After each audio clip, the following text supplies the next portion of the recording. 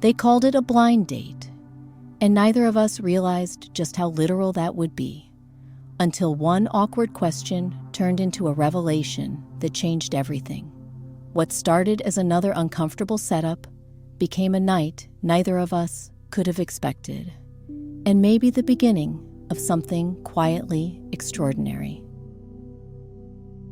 Welcome to Sleepy Stories, Midnight Tales, your go-to audiobook channel for heartwarming romance, thrilling adventures, and lighthearted humor. If this is your first time here, don't forget to hit follow so you never miss out on another great story. And once you've finished listening, be sure to like and share with your friends. It helps support the channel and keeps the stories coming. Happy listening. Blind Date, written by Taryn Holmes, narrated by Clara. I hated blind dates, mostly because of how ironic it was.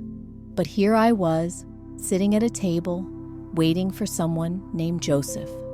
I felt a tremor at my feet, and I felt Molly sit up and lay her head in my lap. I started petting her head, my fingers grazing the labeled vest she always had to wear. Molly could always tell when I was stressing out, and I certainly was at the moment. I blamed Lauren for this. She loved setting me up, partly because matchmaking was her personal hobby, and partly because she knows I can never say no to her. After the last couple disaster dates she had put me on, I told her that I wouldn't go on anymore. Then she burst into my apartment and said that she had found the perfect guy for me. Well, it was more like she squealed it. Lauren was always squealing. She plagued me for days, begging for me to agree. Eventually, I had to say yes, if only to give my ears a break. At least she'd had the decency to drop me off. Plus, she let me choose the location, the Acorn Street Cafe. It was more porch than restaurant, with outside, covered tables encircling the little building that made up the kitchen. That's what I loved about it, the originality. With the night blowing cool breezes and the rustle of surrounding trees, it was as magical as it could get in the city. From the other tables, murmurs of conversation were punctuated by the clinking of silverware and creaking of chairs. Another breeze carried the smell of sizzling meat and toasted bread past my nose, and my stomach rumbled in response. A tread of feet neared my table, and Molly banged her tail against the legs of my chair. "Good evening, Miss Rebecca. Do you want a menu, or will it be the usual?" The light tenor of the waiter brought a smile to my face. "Hello, Andrew. I'm actually waiting for someone, but could you bring me a glass of water?" "Absolutely. Be back in just a second." I loved being a regular. The whole staff knew me after so many years of eating at the cafe, and it was one of the few places I felt comfortable in. A few minutes later, the footsteps returned, but there was more than one pair. "Here's your water, miss, and I believe I found the person you were waiting for." Andrew turned away from me. "This way, sir."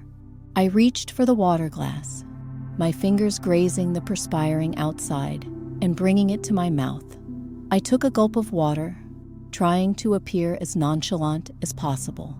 My heart quickened as I heard the screech of the chair against the wooden floor. Molly tensed below me. She was distracted. I wondered if a squirrel had run by. Then he spoke. "So you're Rebecca. It's nice to finally meet you." Without a hint of awkwardness, I was impressed. He hadn't even sounded shocked by seeing my condition. The hint of a real smile grew into the one I had plastered on my face. Maybe this wasn't going to be so bad. "And you must be Joseph. I've heard a lot about you." "And you. Oh, I think the waiter is coming back." Sure enough, Andrew returned. "Here are your menus, unless you already know what you want." I ran my fingers over the Braille menu before handing it back just as quickly. That was another thing I loved about this restaurant. They made accommodations for everyone. Just the usual. Thank you, Andrew. There was silence from the other side of the table, just a rustling of the plastic menu. You know what?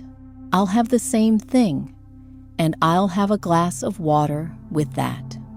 Of course, sir. Your order will be out soon. I waited for Joseph to say something. I was a little disappointed that he hadn't even tried to compliment me. It was a date, after all. I shoved the thoughts aside and cleared my throat. So, how do you know Lauren? He chuckled. The sound was deep and sweet and real. My heart melted a little bit. I just got a job teaching at the university here. Lauren is a department counselor, and I met her through a staff social type thing. She's a very enthusiastic person. I laughed, sucking in air so fast that I let out a snort. My face flushed red, but he didn't make a comment, only laughed with me. You teach? What subject? Intro to optometry, believe it or not, which is kind of ironic, of course. There was a smile in his voice, but I shifted in my seat. Is that why he was comfortable around me? Would he start asking me questions about it? I was going to kill Lauren after she drove me home. He cleared his throat. Well, what do you do? I took a breath. At least he wasn't pushing the other topic. Well, I am really a writer, but for the moment I'm working for a publishing company. I specialize in producing Braille copies of books. There was a silence, and he finally replied, That's amazing. Were the menus all you then? I relaxed a little and smiled. No, the owner is just a really sweet woman. A clattering of dishes cut through our conversations, and Andrew set down the plates of food. Let me know if you need anything else. His purposeful steps faded away. So, what do we have here? As if it was hard to tell, I reached for the sandwich on my plate with a soft laugh. Just your classic BLT and homemade potato chips, which are far too addicting for someone like me. I could hear the crunch of lettuce and snap of bacon as Joseph bit down. I joined him in eating, the flavors melting over my tongue. The tomato was perfectly ripe, and the cooks had fried the bacon extra crispy. I almost moaned with delight, catching myself when I remembered I had company. We ate without talking for a while, a duet of chewing, crunching, and gulping. At one point, he must have eaten a very crisp piece of bacon because he was chewing extremely loud. As we both finished, he tried to strike up the conversation again. That's when it happened. So, what do you think of the sky tonight? What? Did he not know? Was he trying to be funny? Whatever the reason, I was losing humor real fast. So I told him, I guess you didn't know, but I'm blind. He burst out laughing. I lingered at the bottom of the stairs to the restaurant. I had never been to the cafe, but a lot of the other professors at the university recommended it. Toby pulled at his leash, trying to help me up the stairs, but it was only apprehension holding me back. I hated blind dates. People were always so awkward, trying to apologize for something that had nothing to do with them. It was too bad that I was desperate to get that counselor, Lauren, off my back. Toby pulled again, and this time I let him. My hand found the railing, and I climbed the few stairs where I was greeted by a smiling tenor voice. Hello, sir. Table for one. Actually, I'm looking for Rebecca. Of course, she's already here. This way, sir. His shoes clicked against the wood floor. As he headed to the left, he walked slowly, and between his voice and Toby's pulling, I was able to make it to the table. Here's your water, miss. And I believe I found the person you were waiting for. The waiter turned back to me. This way, sir. He directed me towards a chair, and I sat down, listening to the movement across from me. Toby started to lay down at my feet, but tensed, nearly wriggling with excitement. I touched his head, pulling his attention back. Maybe a squirrel ran by. I flashed a bright grin, in what I hoped was the right direction. "So, you're Rebecca. It's nice to finally meet you. And you must be Joseph. I've heard a lot about you."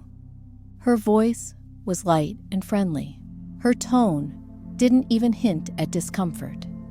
Maybe this wouldn't be so bad after all. "And I you." The fast-paced clacking of shoes caught my ear. "Oh, I think the waiter is coming back." The waiter returned. "Here are your menus, unless you already know what you want."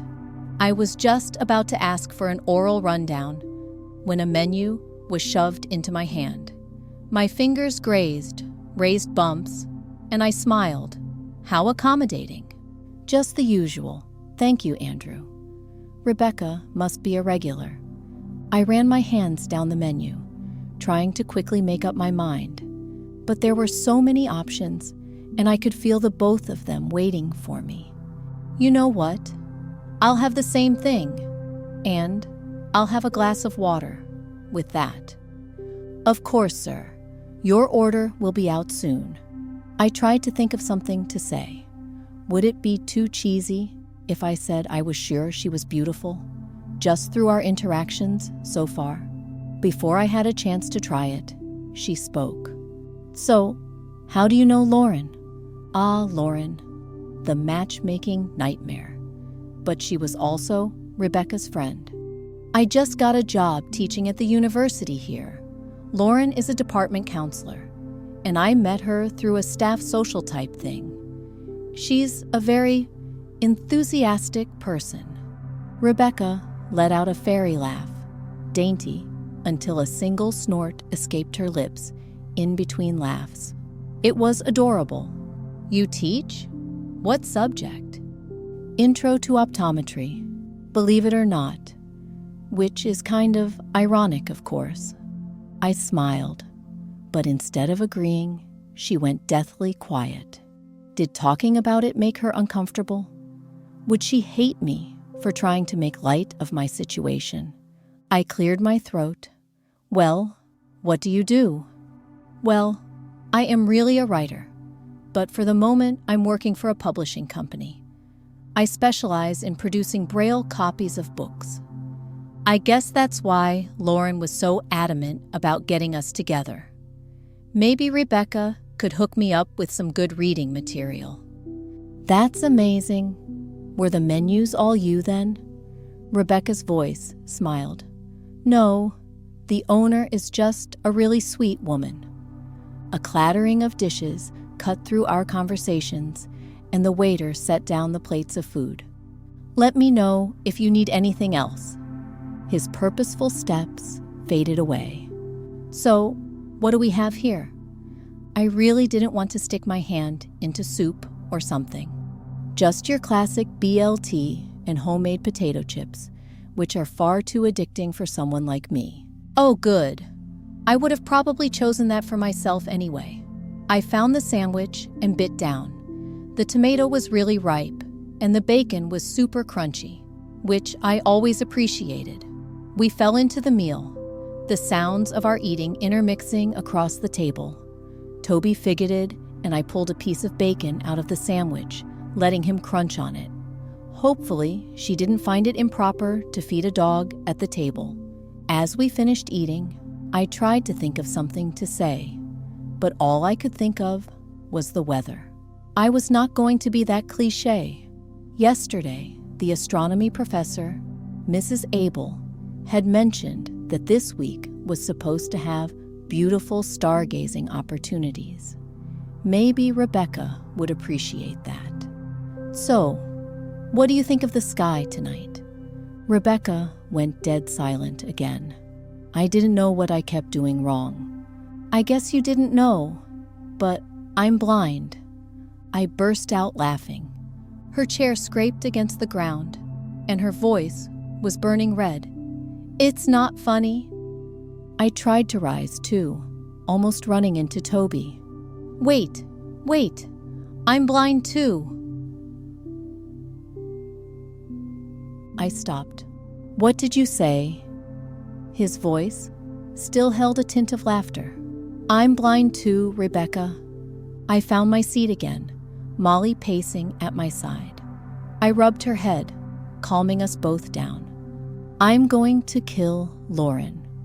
He laughed again, that beautiful laugh of his. Come on, actually, I think this is the best blind date I've ever been on. I scoffed out a laugh.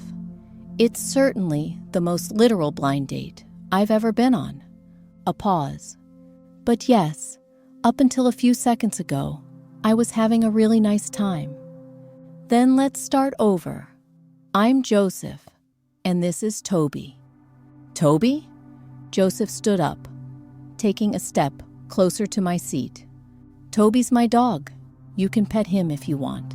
I laughed, reaching a hand down and meeting a head of shorter, coarser fur. I'm Rebecca, and this is Molly. You can pet her if you want. Molly stood up beside me, and I could feel Joseph reach down.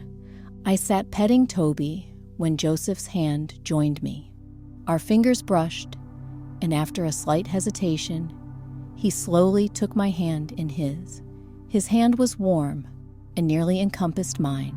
Patches of his skin were calloused roughness, and there was a strength in his touch. I looked up towards where his voice was last and smiled, and somehow I knew he was smiling back. Thank you for listening to today's story. Did you enjoy it? Which part stood out to you the most? Do you have a favorite character or moment? Let us know in the comments below. We'd love to hear your thoughts. And don't forget to like this video and share it with others to help support the channel. Your engagement keeps us motivated to bring you more amazing stories. See you in the next one.